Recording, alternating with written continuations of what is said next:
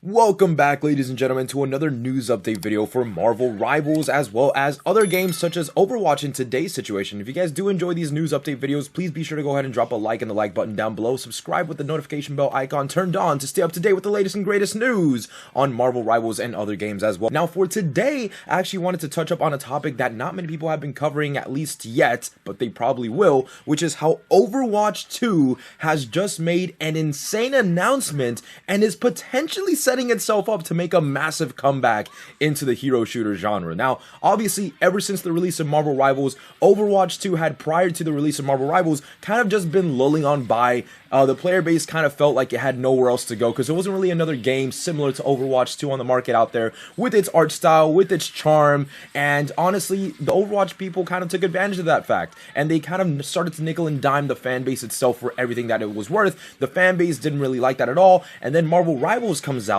Overwatch, instead of deciding to change, decides, hey, you know what, we're just gonna keep doing what we're doing with our battle passes. I know that it's a little bit predatory, but they don't really care about that. Marvel Rivals comes out and says, you know what, no, forget about that whole predatory practice. Here's all the heroes for free. Here's all the outfits that you guys can go ahead and earn. If you guys want to go ahead and start playing each individual hero, you guys can do that. If you guys want to go ahead and play rank, go do that. Like, there's all this flexibility because of the fact that Marvel Rivals has a more mobile game based structure to the whole way that it's laid out, whereas Overwatch 2 kind of just decided to go to the predatory aspect of the store. Well, this is why competition is such a great thing, because, ladies and gentlemen, Overwatch 2 has officially announced, and let me go ahead and put this up here as well, you guys can see the blog post. Overwatch 2 has officially announced a huge change to their gameplay. I'm talking about how they're going to be overhauling the actual gameplay system. There's going to be a brand new game mode. There's going to be perks for each of the heroes where you can decide which perk you guys can choose into the heroes, as well as they are literally doing away with the system that made Overwatch 2 so predatory, and they are bringing back loot boxes, which, as controversial as that sounds,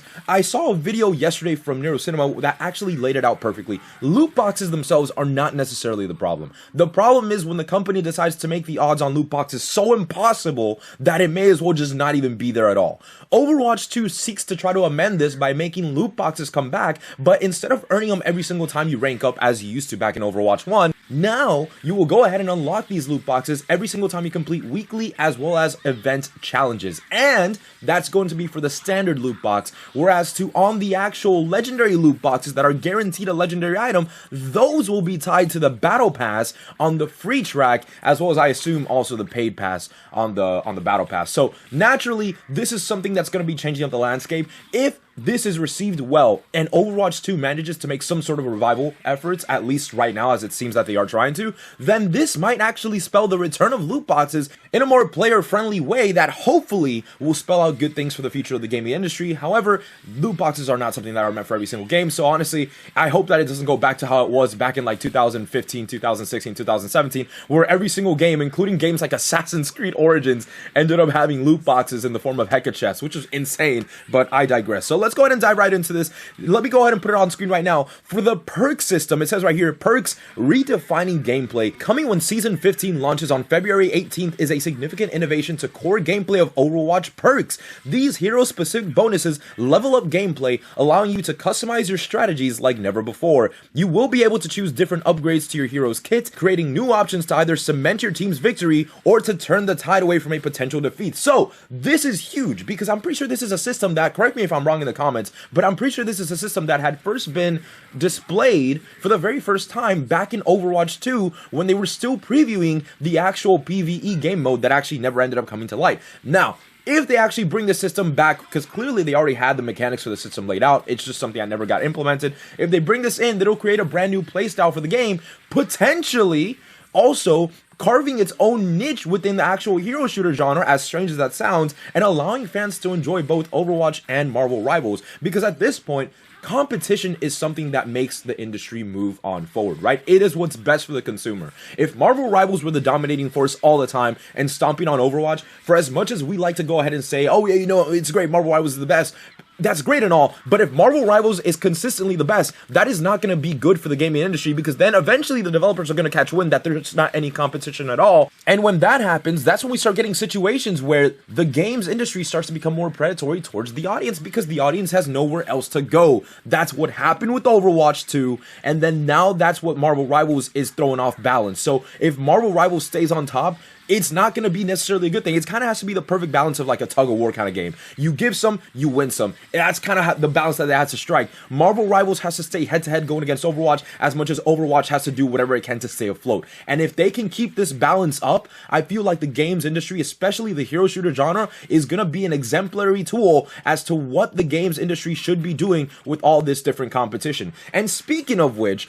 on the same lineup of competition, Call of Duty, which has historically been flopping, breaking records with player lows on their games, has now a new competition coming up now with Battlefield, the new one coming up next. A lot of people are super excited for that one, and no doubt Call of Duty is going to have to make some massive changes as well to respond to that competition, because again, competition is a great thing. So ladies and gentlemen, if you guys ever find someone out there who says competition is not good, that is not true, because honestly, if it weren't for competition, we would not have innovation, and innovation is what the player base needs in order to keep itself playing the actual games and keep things refreshing and keep things up to date and keep things fun and exciting. So that's only the first half of the news with the Overwatch new perks and the loot boxes as well. They're also going to be releasing a brand new Battleground, which is the Stadium game mode. It says right here, launching on season 16th in April. Stadium is the biggest game mode we've ever made. In fact, this is more than just a game mode. It's an entirely new way to experience Overwatch. In Stadium's best of 7 system, you'll earn in-game Stadium coins